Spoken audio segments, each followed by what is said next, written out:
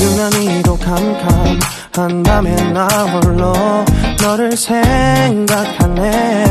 이런 기분 설명할 수 없어. 원래 이맘쯤 너와의 여행을 생각했었는데 yeah, yeah, yeah.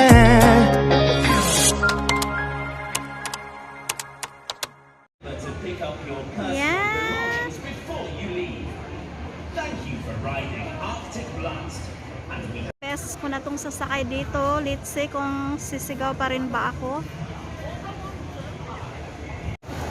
Nandito kami ngayon, nakapila sa Arctic Blast.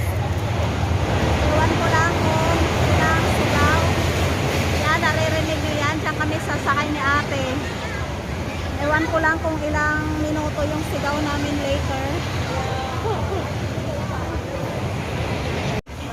Diyan kami sasakay ni ate. Ayan. Yan, ready na sila. Next na kami ni ate. Ayan.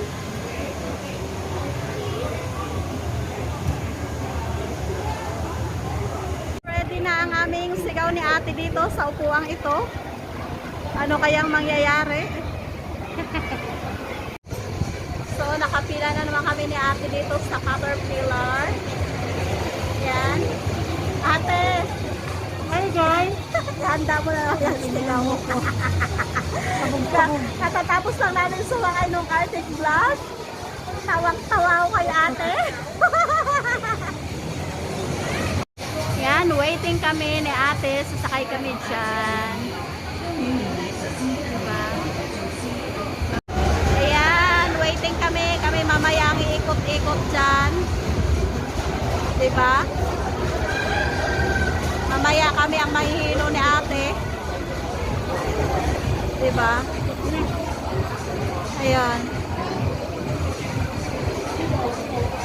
Papahingain muna ata sila. Tapos saka na naman iikot. Diba? Hihiluhin lang tayo niyan mamaya. Yan. Sakay din kami niyan mamaya.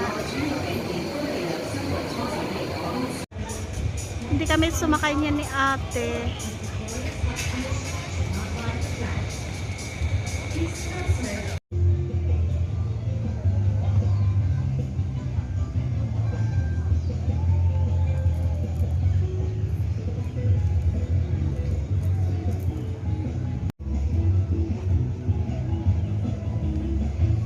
Ito ang kanilang mini park dito. Ang araw.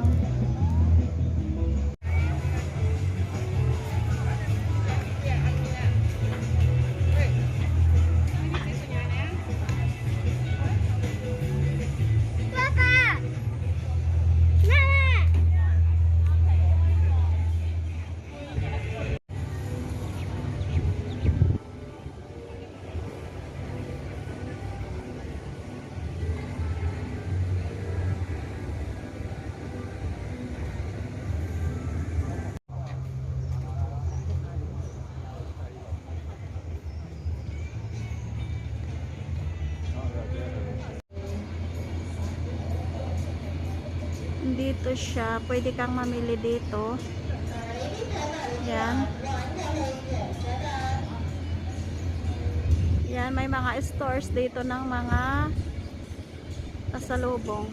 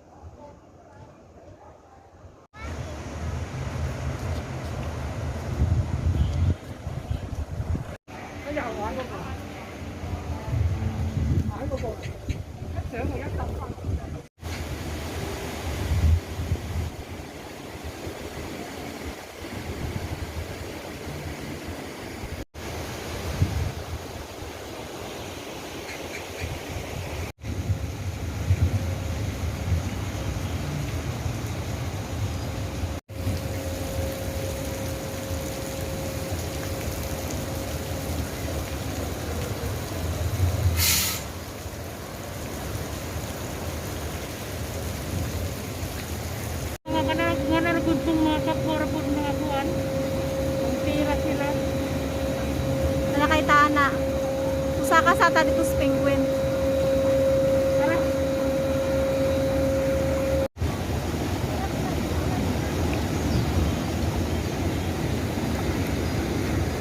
Mamaya kami sasakay ni ate niyan. Ayan na ang cable car. Mamaya kami sasakay ni ate. Kasi kanina close pa umaga.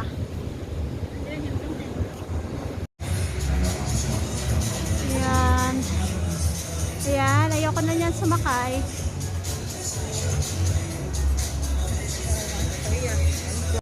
Ayan. Nakasakay na ako niyan before.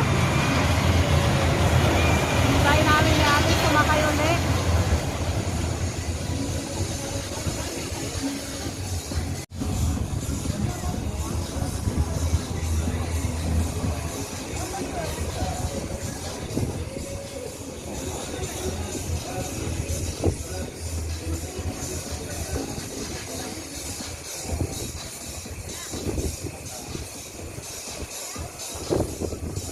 Kung bakit nakabuka yan yung red hair razor kasi talagang the whole time bubuka yung bibig mo sa kakasigaw. Ayan. Ayun, naririnig ko yung sigaw nila. Ayun. Kaya ayaw ko na niyang umulit kasi parang yung espiritu mo hihiwalay sa katawan mo.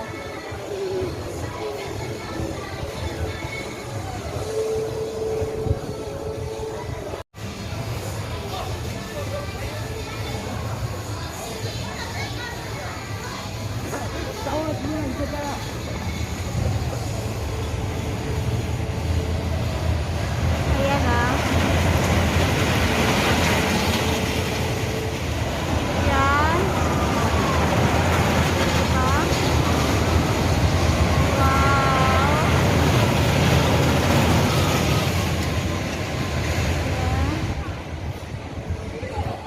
Naman kami papasok sa Arctic Fox. Ayan.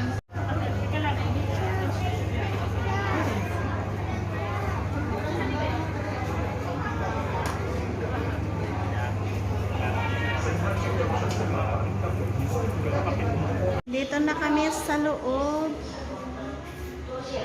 Ano yan siya? Na kami sa loob at yan ang makikita mo dito sa loob.